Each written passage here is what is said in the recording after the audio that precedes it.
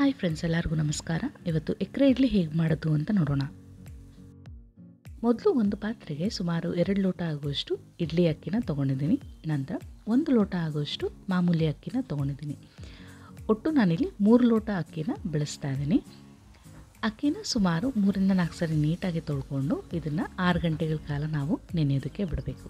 ನಂತರ ಉದ್ದಿನಬೇಳೆ ಸುಮಾರು ಅರ್ಧ ಲೋಟ ಆಗುವಷ್ಟು ಉದ್ದಿನಬೇಳೆ ತೊಗೊಂಡ್ರೆ ಸಾಕು. ಉದ್ದಿನಬೇಳೆನ ಹಾಕಿದ ನಂತರ ನೀಟಾಗಿ ತೊಳೆದು ಇದನ್ನು ಸಹ 6 ಗಂಟೆಗಳ ಕಾಲ ನೆನೆಯೋದಕ್ಕೆ ಬಿಡಬೇಕು. ಎರಡನ್ನೂ ಸಪ್ರೇಟಾಗಿ ನೆನೆಸಿದ್ದೀನಿ. 6 ಗಂಟೆಗಳ ಕಾಲ ನೆನೆದಾಗಿದ್ದ ನಂತರ ಒಂದು ಮಿಕ್ಸಿ ಜಾರ್ಗೆ ಉದ್ದಿನಬೇಳೆಯಲ್ಲಿ ಇದ್ದಂಥ ನೀರನ್ನು ಶೋಧಿಸಿ ಉದ್ದಿನಬೇಳೆನ ಗ್ರೈಂಡರ್ಗೆ ಹಾಕಿ ನೀಟಾಗಿ ರುಬ್ಕೋಬೇಕು.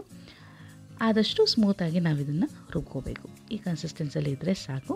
ಈಗ ಉದ್ದಿನ ಹಿಟ್ಟು ರೆಡಿಯಾಗಿದೆ. ಇದನ್ನು ಒಂದು ಪಾತ್ರೆಗೆ ತೋಡ್ಕೊಂಡು ನಂತರ ಅಕ್ಕಿನ ನಾನಿಲ್ಲಿ ರುಬ್ಕೋತಾ ಇದ್ದೀನಿ.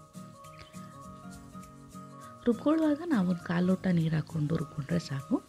ಅಕ್ಕಿ ಸ್ವಲ್ಪ ತರ್ತರಿಯಾಗಿ ಗ್ರೈಂಡ್ ಮಾಡ್ಕೋಬೇಕು. ಈಗ ಅಕ್ಕಿನೂ ಸಹ ರುಬ್ಬಾಗಿದೆ. ಎರಡನ್ನೂ ಒಂದು ಪಾತ್ರೆಗೆ ಹಾಕಿ ಒಂದು ಟೇಬಲ್ ಸ್ಪೂನ್ ಆಗುವಷ್ಟು ಉಪ್ಪನ್ನು ಹಾಕಿ ನೀಟಾಗಿ ಮಿಕ್ಸ್ ಮಾಡ್ಕೋತಾ ಇದ್ದೀನಿ. ಎಲ್ಲ ನೀಟಾಗಿ ಮಿಕ್ಸ್ ಆಗಿದ ನಂತರ ಇದನ್ನು ಮಿನಿಮಮ್ ಅಂದರೂ 8 ಅವರ್ ನಾವು ಫರ್ಮೆಂಟ್ ಆಗೋದಕ್ಕೆ ಬಿಡಬೇಕು. 8 ಗಂಟೆಗಳ ಕಾಲ ಫರ್ಮೆಂಟ್ ಆಗಿದ ನಂತರ ಹಿಟ್ಟು ಈ ರೀತಿ ಇದೆ. ಈಗ ನಾವು ಇಡ್ಲಿನ ಮಾಡ್ಕೋಬೋದು. ಇಡ್ಲಿ ಹಿಟ್ಟು ಸ್ವಲ್ಪ ಗಟ್ಟಿ ಅನಿಸಿದ್ರೆ 1/4 ಲೋಟ ಆಗುವಷ್ಟು ನೀರನ್ನು ಸೇರಿಸಿ ಕನ್ಸಿಸ್ಟೆನ್ಸಿನ ಅಡ್ಜಸ್ಟ್ ಮಾಡ್ಕೋಬೋದು. ಈಗ ಇಡ್ಲಿನ ಮಾಡ್ಕೊಳ್ಳೋವಂಥ ತಟ್ಟೆಗೆ 1 ಸ್ಪೂನ್ ಆಗುವಷ್ಟು ಎಣ್ಣೆನ ಹಾಕಿ ನೀಟಾಗಿ ಸವರಿ ಇಡ್ಲಿ ಹಿಟ್ಟನ್ನು ಹಾಕಿ ನಂತರ ಅದನ್ನು ಸ್ಟ್ಯಾಂಡ್ಗಿಟ್ಟು ಸುಮಾರು 12 ನಿಮಿಷ ನಾವು ಇದನ್ನು ಬೇಯಿಸ್ಕೋಬೇಕು. 12 ನಿಮಿಷ ಆಗಿದ ನಂತರ ಇಡ್ಲಿ ನೀಟಾಗಿ ಬಂದಿದೆ. ನಿಧಾನವಾಗಿ ನಾನು ಇದನ್ನು ಪ್ಲೇಟಿಂದ ತೆಗಿತಾ ಇದ್ದೀನಿ. ಈ ಇಡ್ಲಿಗೆ ಬೆಸ್ಟ್ ಕಾಂಬಿನೇಷನ್ ಅಂದರೆ ಹುರ್ಗಡ್ಲೆ ಚಟ್ನಿ.